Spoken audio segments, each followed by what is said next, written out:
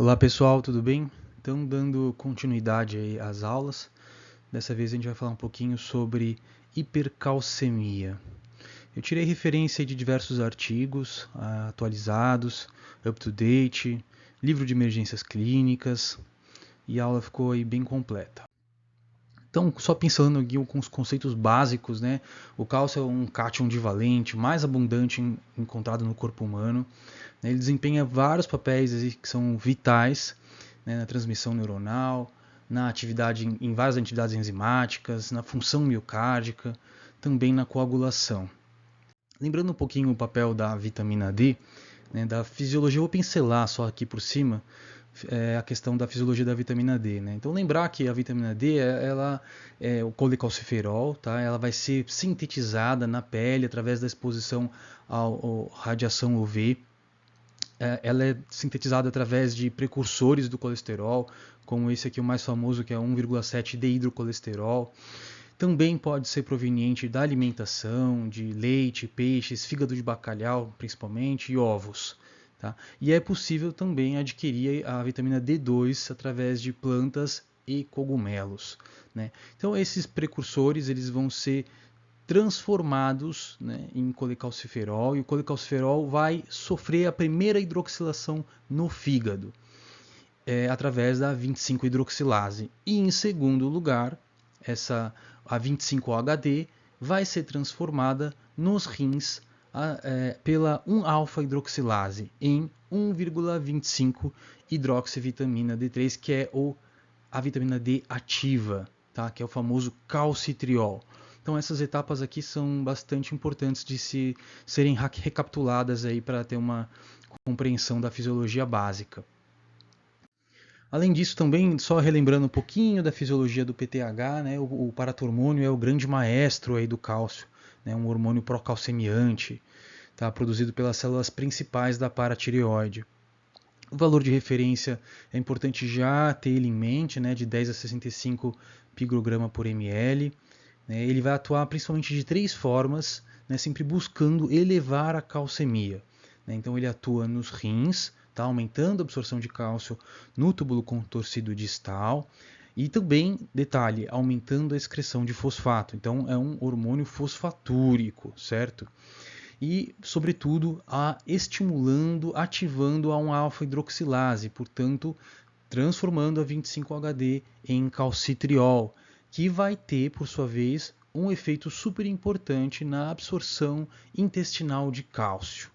Além disso, ele também tem uma grande afinidade por receptores ósseos lá nos osteoblastos, que vão sinalizar para que ocorra maior ativação dos osteoclastos e, portanto, maior absorção óssea, sobretudo o osso cortical. Tá? Então essas etapas aqui de ação do PTH são muito importantes. Essa figurinha aqui, ela resume, né, a questão da ação os raios UV na pele, a transformação a absorção da vitamina D na dieta, as hidroxilações que ocorrem no fígado e rim, tá? E as diversas ações que o PTH vai ter nos outros sistemas.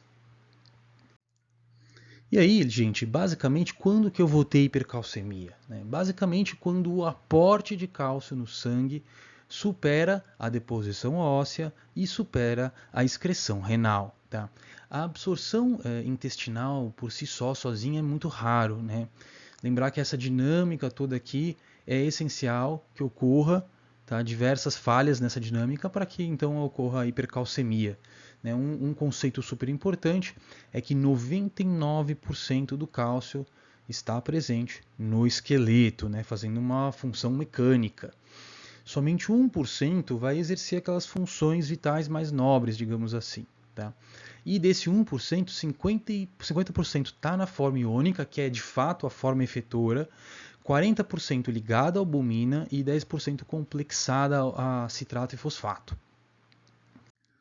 Então, aqui, esse é um ponto super essencial, né, a definição laboratorial de hipercalcemia. Né? Algumas referências citam 10,5 do cálcio total, outras maior ou igual a 10,3. Tá?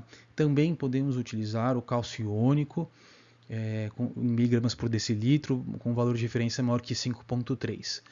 devido a essa característica de uma grande ligação do cálcio à albumina, é necessário fazer uma fórmula de correção do cálcio para a albumina quando você está se utilizando o cálcio total. Tá? Então você pode aplicar essa fórmula aqui, são várias na literatura, essa aqui é um clássico, cálcio corrigido é igual ao cálcio total, mais 0,8 vezes 4 menos albumina. Pronto, só uma fórmula. Via de regra não precisa saber de cor, mas eventualmente numa prova pode ser cobrado esse tipo de coisa. Lembrar que existe também, é mais fácil até pensar numa proporção. O cálcio sérico ele cai 0,8 mg por decilitro para cada queda de 1 grama por decilitro na concentração da albumina sérica. Tá? Então, portanto, uma alta proteína sérica, uma alta albumina, pode ser uma causa de pseudo-hipercalcemia. Tá? Da mesma forma, uma albumina baixa pode mascarar uma hipercalcemia. Tá? Então, pode ser causa de pseudo-hipocalcemia. Outro ponto que eu quero reforçar aqui com vocês é essa dinâmica da ligação do cálcio à albumina, aumentando ou diminuindo a disponibilidade de cálcio iônico. Então veja que em situação de alcalose, você tem maior afinidade do cálcio pela albumina, portanto sobrando menos cálcio iônico, que é o cálcio efetivo. Na acidose o contrário ocorre, então mais H+ se liga à albumina, você tem então mais cálcio iônico livre. Tá? Isso aqui é um conceito super importante. Veja, um exemplo clássico aqui que vale a pena até lembrar. Então, um paciente que chega no pronto-socorro com uma crise de hiperventilação desencadeado por ansiedade. Tá? Então, aquela hiperventilação psicogênica, DNV que a gente chama. O paciente tem então um transtorno, né, psicogênico que acaba causando essa hiperventilação, cai o PCO2, isso ocasiona então uma alcalose respiratória aguda.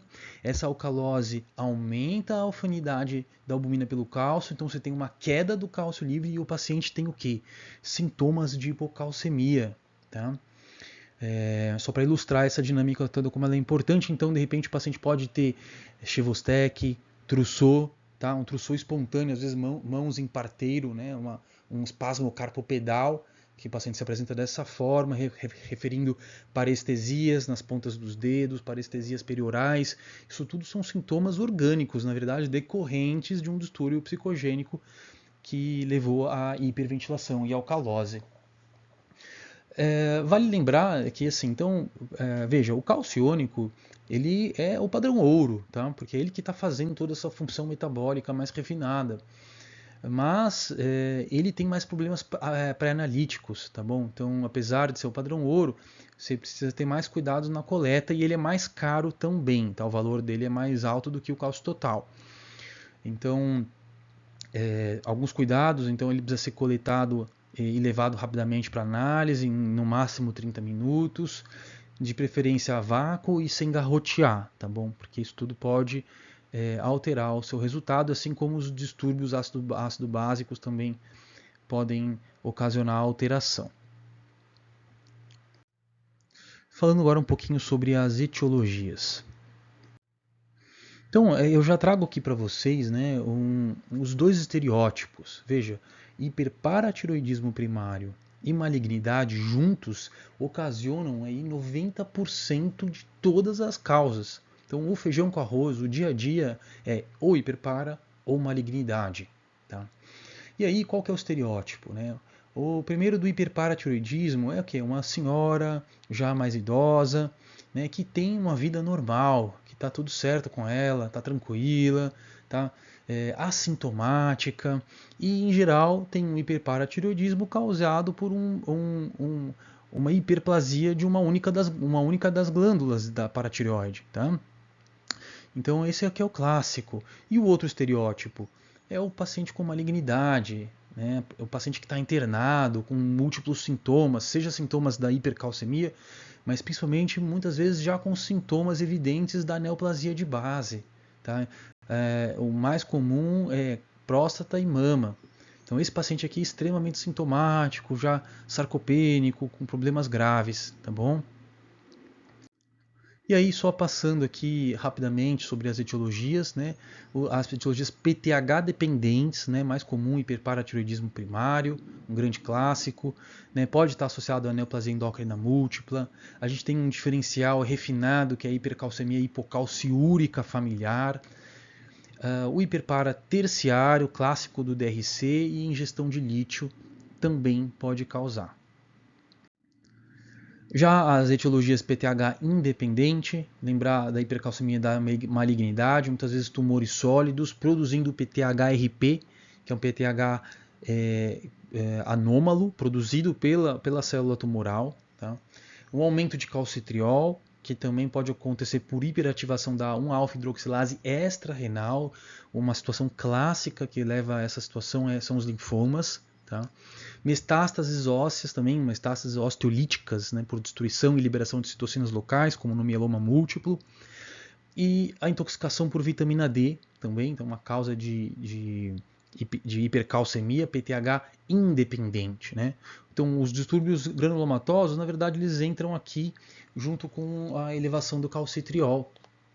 Então, sarcoidose, histoplasmose, histiocytose e Wegener. Tá? Causas raras, né? Deficiência da 24-hidroxilase, que é uma enzima que vai degradar a vitamina D, e a síndrome de Janssen, que é uma causa também bem rara de nanismo, por hiperativação pontual ali do receptor de PTH. Vale a pena também citar as etiologias medicamentosas, né? Então os diuréticos tiazídicos, assim, via de regra, eles não vão fazer hipercalcemia isoladamente. Tá? Em geral, ele vai desencadear a hipercalcemia em quem já está predisposto por algum motivo, por exemplo, o paciente que já tem hiperpara primário. Né? Os análogos de PTH, como a teriparatida e a baloparatida, lembrar que PTH é uma molécula de 84 aminoácidos, os primeiros 34 são os que mais interessam, digamos assim, e a teriparatida é contraintuitivo, né? Porque veja, o PTH em excesso, produzido de forma tônica, né, anômala, ele causa osteoporose, ele causa degradação óssea, tá? Perda de massa óssea. Mas um tratamento anabólico para osteoporose é a teriparatida e a baloparatida, né? Mas daí é feito de forma intermitente e isso tem efeito benéfico. A vitamina A em excesso também poderia ser uma causa, e toxicidade por teofilina. E, finalmente, as causas endócrinas, outras causas endócrinas, né? Então, o hipertiroidismo, tá bom? Então, seria um hipertiroidismo grave, com altos níveis de T4 livre, né? Isso aí ocorre por aumento da absorção óssea. Né? Acromegalia, raro do raro, poderia fazer. Feocromocitoma, também raro do raro, ele poderia ter várias causas, mas uma delas é ele mesmo produzindo um PTH-RP, né? A insuficiência adrenal também é relatado como uma possível causa rara, mas pode. Né? E aí outras, como imobilização prolongada em jovem, né? Por nutrição parenteral, a síndrome leite-álcali e na fase tardia da rabdomiólise, onde você teve a deposição de cálcio no músculo lesado e depois na fase tardia você tem uma nova absorção, melhora da função renal e aí o cálcio ele pode subir novamente. Fazendo algumas considerações especiais aqui sobre algumas etiologias, né? Isso aqui gera muita dúvida, então vale a pena citar aqui com vocês. Né? Veja, de forma bem simples, o hiperpara primário ele é causado por uma autonomia glandular decorrente de um adenoma via de regra único, na maioria das vezes único. Né? O hiperparatiroidismo secundário é uma resposta natural que o PTH, que a paratireoide, faz à deficiência de cálcio e vitamina D. Tá? Então você tem muito PTH na jogada porque ele está tentando compensar que seja baixa ingestão ou baixa quantidade de vitamina D. E aí muitas vezes você pode no hiperpara secundário encontrar um cálcio normal, tá? Mas lá no limite inferior. Né? E um PTH alto. Então toma cuidado com isso, porque você pode ter aqui no hiperparatiroidismo primário também um cálcio normal, tá? Só que normal alto.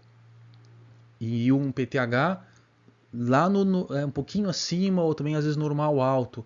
Então veja, às vezes você tem um PTH inadequadamente elevado para o nível de cálcio que está no limite superior da normalidade. Tá? Diferente do hiperpara secundário, você fala, o cálcio já esteve baixo, tá, em algum momento. Agora ele está normalizado, mas às custas de um PTH alto. Então cuidado com isso aqui.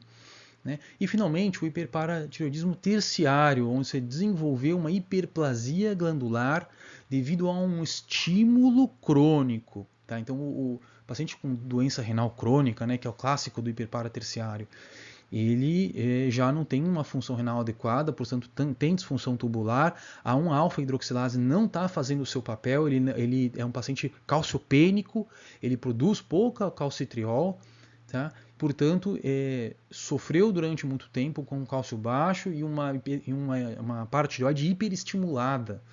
Tá? E aí, de repente, a glândula alcança uma autonomia e isso fica um processo descontrolado.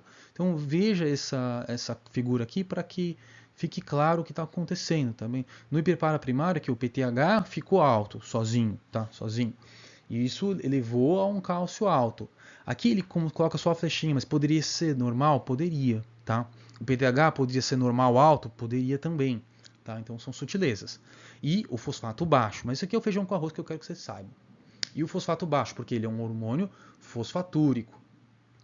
Veja, no hiperpara secundário, que é uma resposta ao cálcio baixo, ele pode estar normal no limite inferior, tá? Ou baixo. O PTH vai estar alto em resposta a isso, tá? E o fosfato pode estar em geral normal, tá? Ou um pouquinho alto. E aí, no terciário, veja aqui, então você está em vigência de uma disfunção renal. O PTH vai estar alto, o cálcio pode estar alto e o fosfato vai estar alto também, tá bom? Mas aqui ele adquiriu uma autonomia.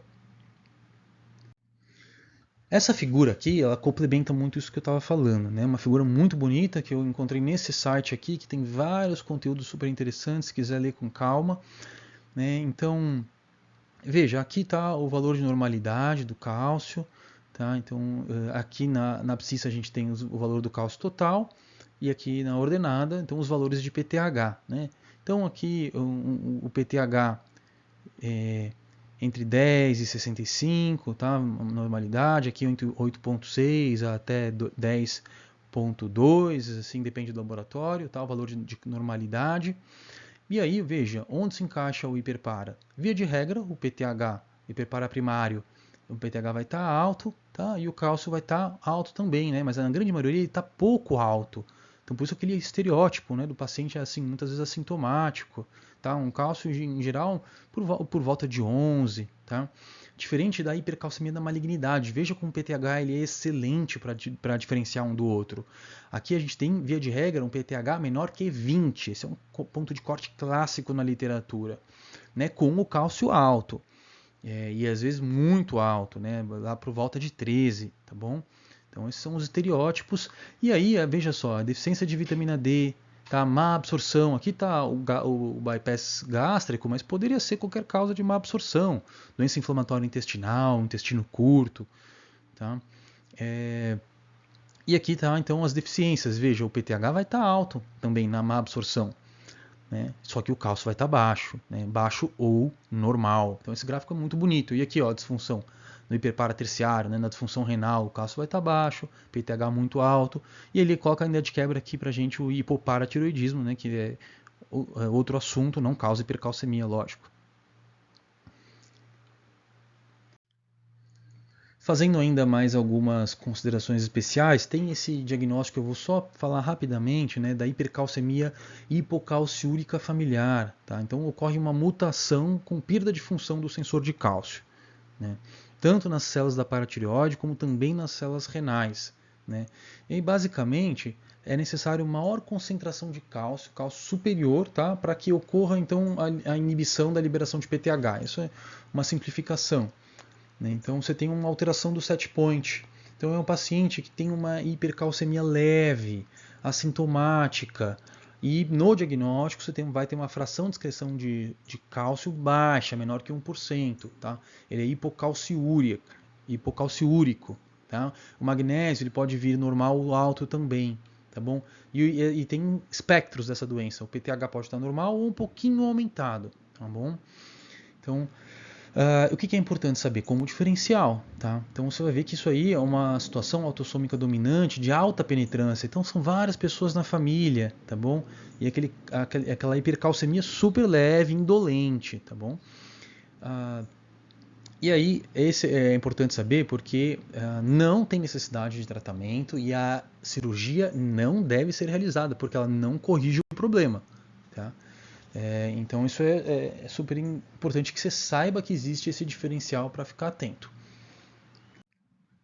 E aí também eu trouxe para vocês aqui, só para citar, a síndrome leite-álcali, né, caracterizada por uma tríade de hipercalcemia, alcalose metabólica e lesão renal aguda. Né. O clássico, então, é devido a uma ingestão excessiva e combinada de grandes quantidades de cálcio e álcali absorvível. Né. Então, atualmente, o que eles descrevem é carbonato de cálcio. Tá? Ingestão excessiva, acima de 2 gramas de carbonato de cálcio. E eles até citam em um artigo assim, que deveria mudar o nome para síndrome cálcio-álcali, não leite-álcali, né? Porque essa é a principal causa hoje em dia. O mecanismo exato, assim, tem algumas propostas, algumas referências dizem que ainda é obscuro, tá bom? Então, uma hipótese seria assim, você tem um aumento excessivo da absorção de cálcio no delgado, né? Isso leva à hipercalcemia, lembrar que a hipercalcemia causa diabetes insípidos nefrogênico funcional, né? Então, o receptor V2 fica disfuncionante, você tem menos expressão de aquaporina, portanto absorve menos água livre, tem maior poliúria, tá? Perde volume pela urina, portanto, e isso causa hipovolemia, faz uma alcalose de contração. Lembra, a hipovolemia ela pode hiperativar o sistema renina-angiotensina-aldosterona, né? Portanto, aumentando a absorção de sódio, aumentando a secreção de potássio e H+, tá? Portanto, causando alcalose e também aumentando a absorção de BIC. Tá bom? Então, essa seria então uma opção aí de explicação fisiopatológica. E aí, finalmente, quadro clínico e classificação. Veja, esse aqui é talvez o slide mais importante junto com o tratamento. Tá? Então, isso é super relevante para que você possa classificar e tem implicações no tratamento. Né? Então, lembre, valor de referência do cálcio total, 8,6 a 10,2 mg por decilitro. Cálcio iônico, 4 a 5,6. Tá? Cuidado, porque a gente pode ter o cálcio iônico em miligrama por decilitro, em milimol por litro e MEC por litro. Então fique atento qual que é a referência que o seu serviço onde você trabalha utiliza, tá? Para você poder classificar em leve, moderada e grave. Né? A literatura gosta muito de usar o cálcio total aí nas suas referências. Né? Então, entre 12 e 14 é um moderado, tá bom? Entre 8 e 10 do iônico, miligrama por decilitro, é o moderado, tá bom? Então isso aí vai ter implicação. Todo caso grave você precisa de tratamento urgencial e moderado com sintomas também. Veja que em geral a hipercalcemia ela é sintomática aí quando está na transição de moderado para grave, né? E fique atento à questão da unidade do seu serviço. Sobre o quadro clínico, né, veja, a maioria das vezes é inespecífico, tá bom? Então são vários pequenos sintomas que vão surgindo. Claro que depende muito de velocidade de instalação. Quanto mais rápida a velocidade de instalação, mais sintomático o paciente é. Tá? Então, uma hipercalcemia leve são sintomas inespecíficos, constipação, fadiga, depressão, eu vou citar aqui com vocês. Na hipercalcemia moderada ou grave, e aí sim a gente pode ter poliúria, polidípsia, tá? Por essa questão do diabetes insípidos nefrogênico, desidratação, anorexia, náusea, fraqueza muscular, evoluindo até mesmo com rebaixamento da consciência e coma. Então, citando aqui com vocês as manifestações clínicas neuropsiquiátricas.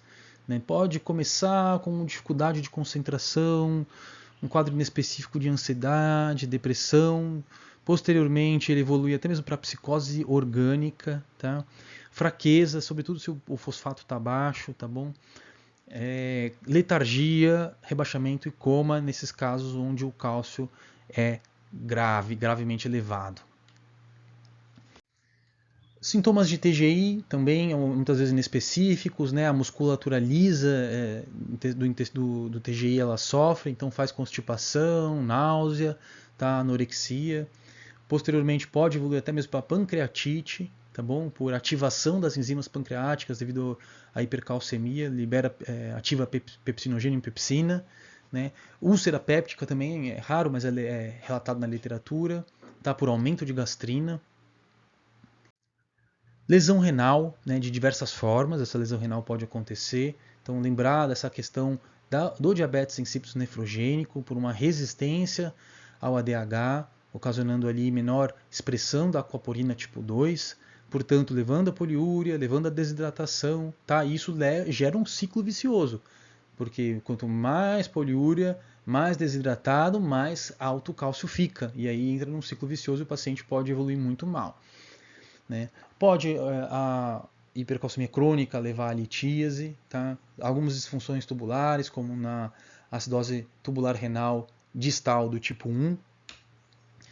A doença renal crônica também, sobretudo em casos onde você tem essa deposição aí de cálcio na medula, né, fazendo esse aspecto de nefrocalcinose, tá? Em geral, nos casos crônicos também, no hiperpara primário pode acontecer, inclusive a indicação cirúrgica, né, de tratar o hiperpara, eu digo. Sarcoidose também, né, pode levar a uma lesão renal aguda e por alguns mecanismos, um deles é vasoconstrição, então super relevante. Quesito cardiovascular, né? Então lembre, né? O cálcio ele também pode alterar o seu eletrocardiograma, faz QT curto, tá bom? Pode ocasionar um aspecto de supra-DST, né? Aspecto não, faz de fato supra-DST, simulando o infarto agudo do miocárdio, né? Nos casos crônicos você pode ter deposição de cálcio em válvulas, também nas coronárias, né? Em aorta, inclusive. Pode levar a bradicardia. E tem uma clássica referência que eles fazem que é desidratação sem hipotensão, né? Porque quando o cálcio está muito alto, ele tem um efeito vasoconstritor periférico, né? Então aumenta o tônus vascular. E aí você tem aí essa situação de desidratação sem hipotensão. Coloquei aqui para vocês, né? Super interessante a gente abrir a mente toda vez que a gente está estudando um tema e expandir para outras áreas. Então, os diferenciais de supra-DST, veja, a hipercalcemia entra como um diferencial de supra-DST. Né? Isso tem uma longa lista, eu coloquei 14 aqui, até mais que isso. Né? Então, tem que aos poucos ir treinando para saber identificar os outros padrões e ter um bom senso, né, para quem trabalha em pronto-socorro, em emergência, em UTI, tudo, e criando esse bom senso para entender e identificar outras situações que não só um infarto de origem isquêmica. Né? Então, esse padrão masculino, a repol precoce, super vale a pena lembrar e observar como é que funciona. Eu coloquei aqui um comentário do lado para ajudar vocês. Né? Sobrecarga de véu, o BRE é um clássico super importante, pericardite, né, com seu supracôncavo difuso, né, hipercalemia também. Tá? Hipotermia, eles citam ali, que é onde a J de Osman poderia achar que você tem um supra-DST.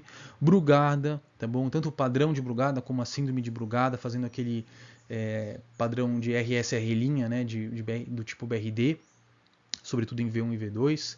Tá? Embolia pulmonar com uma sobrecarga aguda ali, né, poderia fazer um supra-DST também, de V1 e V2 principalmente. Né, pós-cardioversão torácica, então cuidado com isso, porque assim que você choca o paciente, se você faz o eletro muito rápido, isso pode bagunçar a sua interpretação, então calma, repete várias vezes. Tá? Prince Metal, Takotsubo, né? Acidente escorpiônico também, por questão de atuação em canais de sódio, só para citar aqui com vocês. No exame físico, veja, muitas vezes vai ser um exame tanto quanto inocente. Tá? Pode ter um pouquinho de desidratação e esse raro achado aí de ceratopatia em banda, o oftalmo ele pode usar a lâmpada em fenda para identificar esse achado. E aí, finalmente, a abordagem diagnóstica em 4 passos, tá bom? Bem resumido. Primeiro passo, né? Em geral na endocrinologia é assim, né? Você tem que sempre fazer uma segunda dosagem para ter mais certeza do que está acontecendo. Tá? Sobretudo naqueles pacientes assintomáticos, ambulatoriais. Então vai com calma, faz uma segunda dosagem. Né? Lembrar de fazer a sua correção do cálcio total se estiver usando ele para albumina. Na dúvida, colete um cálcio iônico também, se o seu laboratório for de confiança. Né? Já vai ficando de olho aí se o paciente usa possíveis medicações que poderiam estar ocasionando ou predispondo a hipercalcemia. Né? Então, o primeiro passo é esse, e aí o segundo grande passo. Esse aqui é o grande divisor de águas, tá, no diagnóstico da hipercalcemia.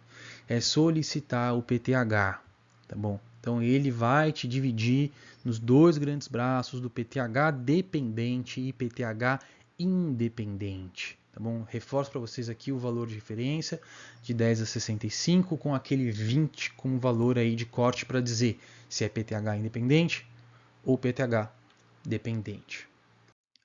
Essa é uma figura, né, que ajuda nessa questão de entender essa questão da importância do PTH. Né? Então, olha só que como os pacientes com hipercalcemia da malignidade se comportaram, tá, em relação ao PTH. O PTH na ordenada aqui, usando o ponto de corte de 20, né, uma ótima acurácia. Tá bom?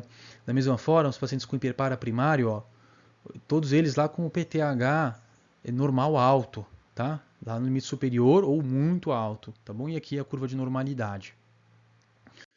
Terceiro passo, tá? Então, vindo um PTH baixo, menor que 20, eu preciso pensar no principal diferencial, que é a malignidade, tá? Que é aquele estereótipo do paciente sintomático, internado, mas, tá? Temos também vitamina D, intoxicação por vitamina D e intoxicação ou aumento do calcitriol. Sobre a malignidade, veja, se você for seguir um fluxograma, né, americano, por exemplo, ele vai falar, olha, dose o PTHRP. Na prática, não dosamos o PTHRP, tá? É um exame caro, tá bom? Pelo menos aí uns R$ 1.500, tá bom? Então não é a realidade de um serviço público fazer essa dosagem. Claro, se você tiver disponível, faça, tá? Mas até mesmo no UpToDate ele cita, ele fala, olha, o PTHRP não vai estar disponível em várias situações, né? Então o que você faz? Você vai caçar um câncer no paciente. Muitas vezes vai ser evidente, mas se não for, você então vai lembrar dos principais, né? Fazer uma tomografia de tórax, né? Olhar para a próstata do seu paciente, mama, né? E caçar um câncer com exames de imagem, basicamente, tá bom? Depois lembrar que uma causa também que não é desprezível é a intoxicação por vitamina D, ainda mais hoje em dia que o pessoal sempre está querendo tomar a vitamina D buscando aqueles efeitos não calcêmicos, digamos assim, que a vitamina D possui, né, em sistema nervoso central, imunidade, são todas hipóteses, né, que ainda carecem de grande robustez científica, digamos assim, tá bom? Então, intoxicação por calcitriol pelo comprimido é muito raro, né? Em geral, um paciente que já toma, né? E não é uma intoxicação muito grave porque a minha vida é muito curta, tá bom? Mas lembrar das situações clínicas que você tem aumento do calcitriol por superexpressão da 1-alfa-hidroxilase. Isso sim é importante. Né? Eu só citei aqui com vocês a questão da intoxicação por vitamina D, né? Então, lá durante a pandemia de Covid-19, isso se repete também em outras situações, né? Houve aí uma grande divergência entre algumas sociedades, alguns estavam indicando que se fizesse, né, doses cavalares aí de vitamina D. Tem uma ampola de 600 mil unidades, que era uma ampola antiga que se usava há muito tempo atrás e hoje em dia está proscrita, mas você encontra ela e tem pessoal que prescreve, enfim. Se encontra até no Mercado Livre, né? Eu coloquei aqui para vocês. Encontrei ela no Mercado Livre aí vendendo por R$234, né? Então cuidado com essas superdosagens, tá? Em geral, para intoxicar exige assim valores acima de 100, sobretudo 150, tá? E aí o quarto passo, tá bom? Então veja, qual que é a situação que a gente está atualmente, né? O PTH veio baixo, tá? O PTHRP veio baixo e os metabólitos da vitamina D vieram normais ou baixos. Tá? E aí você vai pensar nas causas mais raras. Né? Então eu vou pedir função tiroidiana, TSH e T4 livre, pensando em hipertiroidismo, né? O mieloma múltiplo, tá? Então vamos pensar numa eletroforese de proteína sérica, né? Proteína de Benz-Jones. Vitamina A é raro, mas pode causar intoxicação, né? O calcipotriol tópico que o pessoal da dermato às vezes usa. Uma insuficiência adrenal, né? Uma crise adrenal, então dosar o cortisol, a CTH. O feocromocitoma poderia ser uma causa raríssima, né? Então, poderia ser por produção de PTHRP, mas também pode ser por outros mecanismos, tá bom? E a deficiência de 24-hidroxilase, que é mais raro ainda, tá bom? Que seria uma enzima que ajuda a degradar a vitamina D. Utilizando esse fluxograma, vocês vão assim resolver uma porcentagem gigantesca das situações, tá? Só para comentar e aprofundar mais um pouquinho, né, eu vou citar aqui com vocês um pouquinho sobre hiperpara e malignidade. Veja que com certeza cabe uma aula para falar só sobre hiperparatireoidismo e se aprofundar um pouquinho mais na questão da vitamina D e da fisiologia do cálcio, que é super importante e interessante.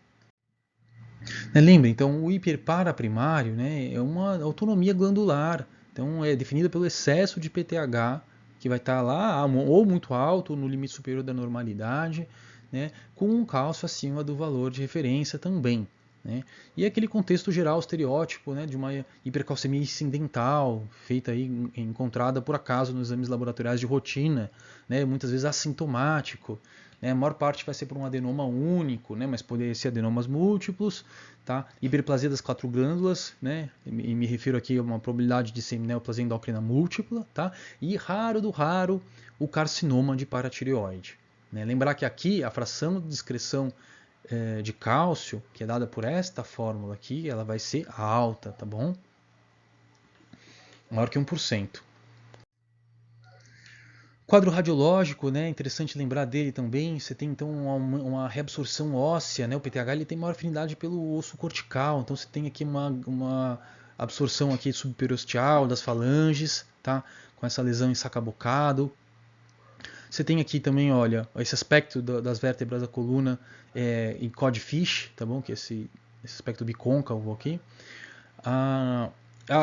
Lembrar dessa absorção que ocorre sobretudo em osso cortical, então é uma situação que vale a pena você pedir a densitometria, tá, de terço proximal de radiodistal, que se vier osteoporose ali, você precisa tratar de forma cirúrgica esse hiperpara primário. Tá?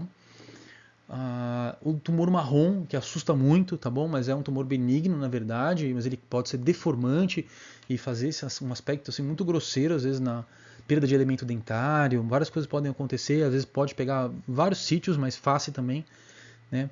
E o famoso crânio em sal e pimenta.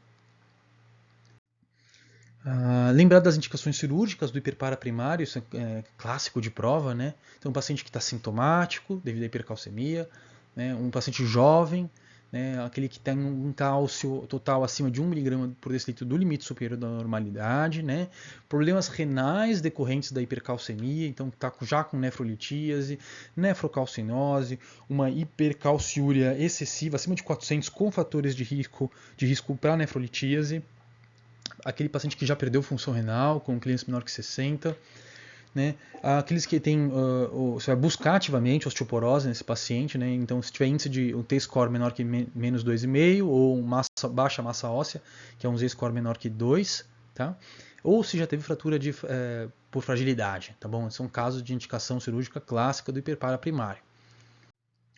E aí, citando um pouquinho também, a hipercalcemia associada à malignidade, né? A gente tem aquele mecanismo humoral, né? Então, que é a produção de PTHRP, mas ele também pode se dar por ação osteolítica local, tá bom? Muitas vezes aí estimulando o osteoclasto por produção de citocinas, né? E também aquele mecanismo por produção autônoma de calcitriol por superexpressão da 1-alfa-hidroxilase, né? Então, só para reforçar com vocês aqui, os tumores sólidos em geral produzem PTHRP, que é o da humoral clássico, né? A osteolítica, muitas vezes ali metástases ósseas esqueléticas, tá bom? Tem essa ação aí. É a minoria dos casos, uns 15 a 20%. Né? E as principais neoplasias incriminadas na malignidade: carcinoma de pulmão, cabeça e pescoço, mama, próstata, células renais e bexiga urinária. Lembrar dos linfomas, então, que também entra na hipercalcemia associada à malignidade, né? Ele vai superexpressar uma alfa-hidroxilase, portanto produzindo mais calcitriol, né? São diversas doenças granulomatosas. Ele até dá a dica, né? Ele fala, olha, pede um raio-x. Se o calcitriol está alto e você não identificou que foi por ingestão de um comprimido, tudo, olha, faça um raio-x, uma tomografia de tórax para buscar alguma doença granulomatosa, então tuberculose, hanseníase, tá? Histoplasmose, sarcoidose, granulomatose de Wegener, né? Granuloma eosinofílico, pode também estar relacionado às vezes a corpo estranho, tá? Às vezes em prótese de silicone tem relato também. E finalmente o tratamento. Então a gente vai aqui, veja, se você vai classificar a sua hipercalcemia, tá? Leve, sem sintomas, tá? Sem sintomas de gravidade. Você vai fazer orientações gerais, então vai evitar medicações que podem aumentar ainda mais o cálcio, então evitar tiazídicos, evitar lítio, né?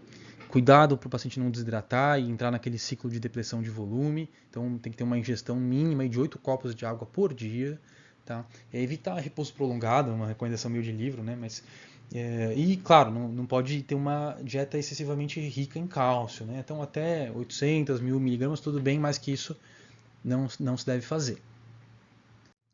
E aí vem então um tratamento aí que a gente vai fazer abordagem emergencial nesse paciente, tá? Então toda hipercalcemia grave, então cálcio total acima de 14, né, ou moderado com sintomas. A gente tem aí várias condutas, né, 7 grandes aí pelo menos condutas, né, hidratação vigorosa com salina, né, furosemida, calcitonina, bifosfonato, uma grande ferramenta, né, denosumab poderia ser utilizado também, né, com calcitonina inclusive, corticoides e a hemodiálise. Então, essa figurinha aqui é só para mostrar para vocês aí onde vai atuar cada um dessas medicações, né, dessas classes medicamentosas que eu citei. Tá?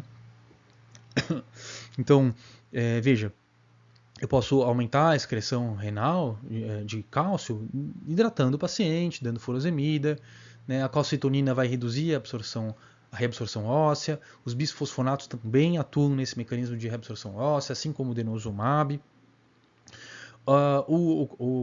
Os esteroides, os corticosteroides, como prednisona, eles vai aumentar a depuração aí da vitamina D, tá bom? O calcitriol também tem a função aí de inibir, tá? a paratireoide, então tudo isso aqui é super importante. E aí, tô começando aí pela hidratação, tá? Essa é uma conduta aí que todo mundo pode fazer, deve fazer, né? Sempre cuidado com a hipervolemia, lógico. Então faz uma expansão vigorosa aí de 2 a 3 litros, mantém uma infusão salina de 200 a 300 ml hora por cerca aí de 48 horas, né? Objetivando, buscando um débito urinário de 100 a 150, tá bom? Mais ou menos metade do que você está infundindo. Né, sempre a atenção, fazendo o ultrassom beira-leito para ver se vai desenvolver linhas B ou auscultando, para ver se o paciente começa a ficar hipervolêmico. Né? Se desenvolver hipervolemia, você pode pensar em dar furosemida, mas veja, com calma. Tá? Veja, ela é pouco resolutiva, né? Então para casos graves, tudo é uma medida a mais a ser feita. E aí os diuréticos de alça, né? Furosemida. Então veja, hoje em dia é uma conduta de exceção. Tá?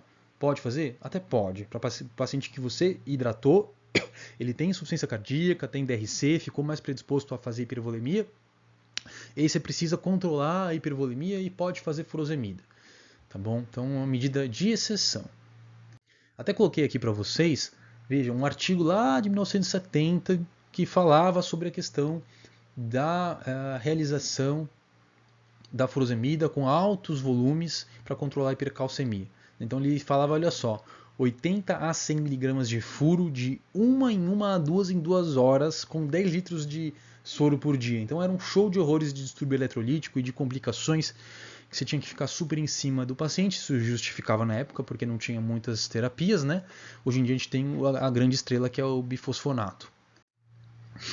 Só para citar também a calcitonina, ela é bem interessante, tá? Então é um peptídeo hormonal, tem um efeito oposto ao PTH, vai inibir os osteoclastos, vai aumentar a excreção de cálcio urinária, né? Pode ser feita na dose de 4 a 8 unidades por quilo, de 12 em 12, subcutâneo ou IM, por até 48 horas, porque ela rapidamente desenvolve taquifilaxia, tá? Resistência. Então 24, 48 horas, não mais que isso, mas que é o tempo necessário para que atue o bifosfonato. Então é uma medicação que pode ser feita assim, é bem interessante. E ela tem efeito muito rápido, então essa é a grande vantagem dela. Em 4 horas já está fazendo efeito. Né? E olha só, pode reduzir até 2 mg por decilitro no cálcio total, é bastante. Depois a nossa grande estrela, tá? O bifosfonato, então, é uma substância que é um análogo do pirofosfato, ele vai acabar sendo absorvido nos ossos, e aí o osteoclasto vai captar, isso vai inibir ele, vai inclusive até causar apoptose, então reduzindo esse processo de reabsorção óssea. Tá? A melhor medicação é ácido zoledrônico, né? Mas o pamidronato também pode ser tranquilamente utilizado, Tá? Então a gente faz 4 mg de ácido hialurônico em 100 de soro, corre em 15 minutos. Né? Lembrar então que ele só vai fazer um efeito contundente aí depois de 2 a 4 dias. Né? Mas nesse período você vai controlar, dando volume, fazendo calcitonina. Né? Pomidronato você pode fazer 60 a 90 mg, a infusão é um pouco mais lenta, 2 a 6 horas. Tá? Tem duração de 15 dias e você não vai repetir antes de 15 dias. Né? É necessário fazer um ajuste para função renal, então cuidado com a disfunção renal. Não se deve fazer ciclins menor que 30 via de regra. Então poderia fazer aqui uma dose ajustada, até entre 30 e 39 de clínis, fazer 3 mg ou ser um pouquinho mais para outros níveis de disfunção renal.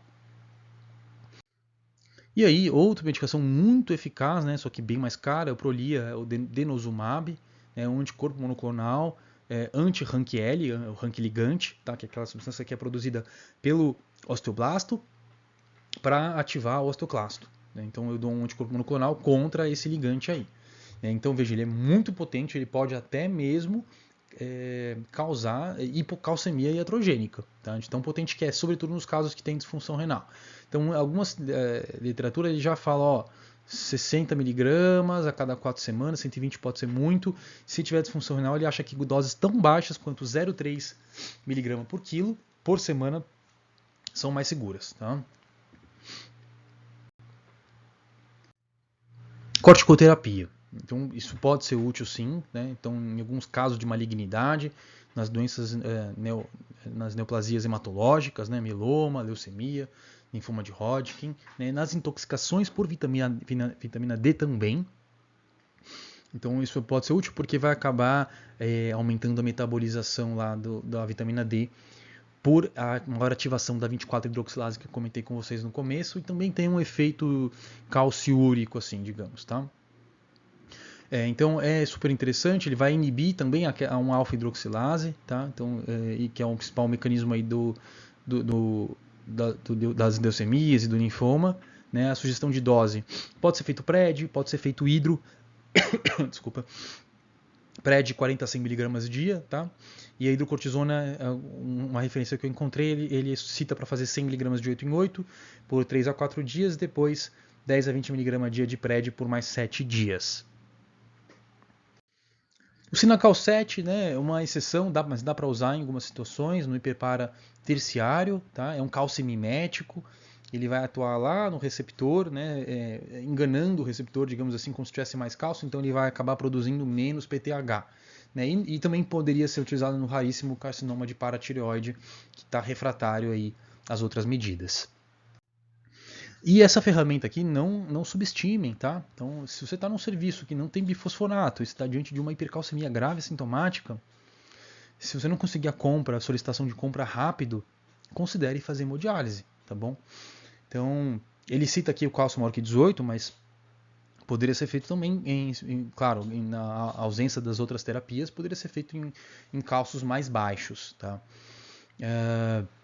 Então, você vai ter que conversar, obviamente, com o nefrologista, porque vai exigir um banho especial, ele vai ter que fazer ajuste, tirar o cálcio do banho, né? Às vezes é um paciente que às vezes ele pode nem ter disfunção renal, né? Então ele vai ter que fazer todos os ajustes do dialisato ali para poder controlar seu paciente de forma adequada, mas essa é uma ferramenta que pode ser salvadora.